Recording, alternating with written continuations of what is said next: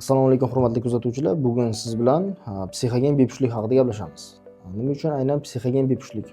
Hozirgi kunda juda ko'p uchraydigan yosh oilalarda 6 oydan boshlab 2 yilgacha, ayrimlari 4-5 yillab farzandsiz bo'lib yuribdi.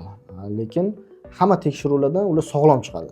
Hamma analizlari sog'lom. Gormonal tekshiruvlari ham, boshqa analizlari ham hammasi sog'lom. Tibbiy jihatdan sog'lom, jismonan jihatdan yetuk, baquvvat bo'lgan o'sha oilalarda ham, lekin farzandsiz bo'lib yurgani juda ko'p. Buni yaxshilab o'ylab ko'radigan bo'lsak, nima uchun bunaqa bo'lyapti? Nima uchun aynan ham jismonan ham tibbiy sog'lom bo'lib yuribdi, gormonlari joyida, vaqti-vaqtida o'sha ayol kishi bo'ladigan bo'lsak, siklda joyida bo'lib turibdi. Hamma gormoni yetilgan, hammasi follikullar yetilgan, hammasi joyida. Erkakda ham hamma gormon, spermatozoidlar hammasi joyida, lekin ikkalasida o'sha urug'lanish yoki homilador bo'lishi ehtimolligi past bo'lyapti. Umuman bo'lmayapti yoki kimlardadir. Buni sababi hammasi bizni miyamizga, ya'ni ruhiy holatimizga borib taqaladi. Shuning uchun buni biz psixogen bepushtlik deymiz. Psixogen bepushtlikka sabab bo'ladigan nevrozni ayrim turlari psixogen bepushtlikka sabab bo'ladi. Yoki oddiy aytadigan bo'lsak, yangi tushib borgan kelinchak, yangi tushib borgan qiz bitta oilaga kelinchak bo'ldi. To moslashib o'sha oilaga kirishib ketmaguncha unda o'sha tuxum hujayrani yetilgani bilan, lekin farzandsiz bo'lib yurishi mumkin. Tuxum hujayra yetilgani homilador bo'lmasligi mumkin. Yoki bo'lmasa o'z vaqtida urug'lanmasligi mumkin. Bitta sababi. Urug'langani bilan o'sha urug'langan tuxum hujayrani o'sha bachadonga borib yopishmasligi mumkin. Chunki o'sha organizm, o'sha ayol organizmi tonusda bo'ladi, xavotirda bo'ladi. O'sha asabiylik holati yoki boshqa holatlar hammasi bularga nima kiradi?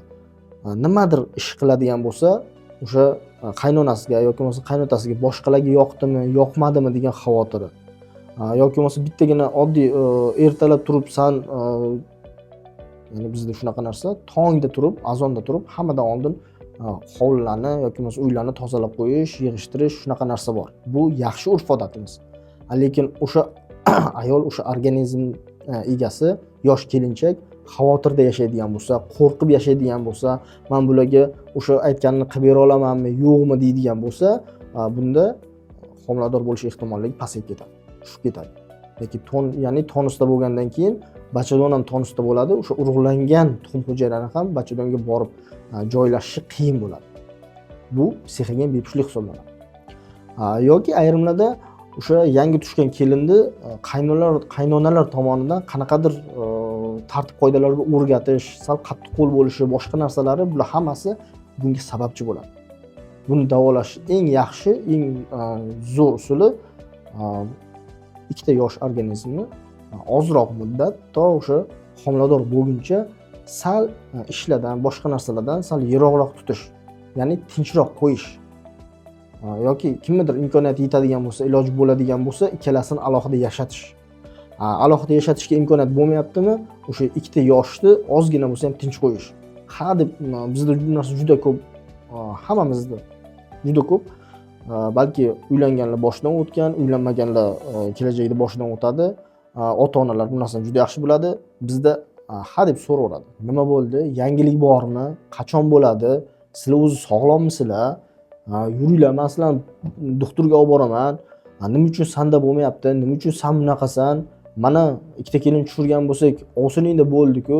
Bular hammasi psixologik o'dar hisoblanadi. Bular hammasi o'sha yosh kelinchakka stress hisoblanadi. Bu stresslar qancha ko'paysa, u organizm shuncha siqilaveradi, shuncha tonusda bo'ladi. Qancha ko'p tonusda bo'ldimi, u 1000 ta ginekologga olib boring, hammasidan sog'lom chiqaveradi-yu, lekin baribir homilador bo'lmaydi. Qachonki uni tinchlantirsa, qachonki uni asablarini joyiga qo'yadigan bo'lsa, o'shandagina unda homilador bo'lish ehtimolligi oshadi. O'shandagina unda o'sha imkoniyat ko'payadi. O'shandagina u o'zini bemalol sal erkinroq o'sha oilaga mosroq tutishga harakat qiladi. biz qancha siz ko'radigan bo'lsak, ko'cha-kuyda kim ko'rsa ham yoki ishxonasida bo'ladimi yoki bo'lmasa agar ishlamaydigan uyda o'tiradigan bo'lsa, bir marta oyisinikiga borib keladimi, boshqasi bo'ladimi, hammasi zo'r narsa bor bizda. Qachon bo'ladi? Qachon farzandli bo'lasizlar deydi. Yangilik bormi deydi. Sizlar o'zi sog'lommisizlar degan savol, bu hammasi ham ayol kishiga, ham erkak kishiga juda kuchli psixologik udar hisoblanadi. Juda kuchli stress. Bu o'sha ayolda homilador bo'lmasligiga sababchi bo'ladi. Erkakda bo'ladigan bo'lsa, psixogen erta bo'shanish yuzaga kelib qoladi. Yoki bo'lmasa o'sha erkakda eyakulyatsiyani yaxshi oxirigacha bormaslik yuzaga kelib qoladi. Bu erkak organizmiga ham, ayol organizmiga ham yaxshigina stress hisoblanadi. Bu stressni davolash faqat ginekologga chopish emas, faqat akusherkaga yugurish emas, faqat ginekologlar bilan, akusher ginekologlar bilan yoki bo'lmasa faqat endokrinolog bilan gormon berish emas. Bu ozroq psixoterapiya qilish. Bu ozroq asablarni joyiga qo'yish, bu ozroq o'zlarini yolg'iz qoldirish, ozroq imkon yaratish. Agar shunday imkon qila olmayapsizlarmi, yaxshi psixoterapevtga olib boring, yaxshi psixologga olib boring. Uni o'zi bunga juda katta yechim berishga yordam beradi. Buni nevrozini davolash kerak birinchi o'rinda. O'sha erkakni ham, o'sha ayolni ham nevrozini, yengilgina kechayotgan nevrozini davolaydigan bo'lsak, bu psixogen bepushtlikka bartaraf beramiz, yechim bera olamiz. Agar kimdadir shunaqangi psixogen bepushtliklar yuzaga kelayotgan bo'lsa, marhamat bizga murojaat qiling, biz sizga maksimalniy darajada yordam beramiz. Kerak bo'lsa ginekolog bilan birgalikda, kerak bo'lsa o'sha akusher bilan birgalikda hamkorlikda ishlaymiz. Agar juda xavotir oladigan bo'lsangiz, bemalol sizni kimligingizni hech kim bilmaydi. Bizda hammasi 100% sir tutiladi. Marhamat, biz sizga yordam beramiz.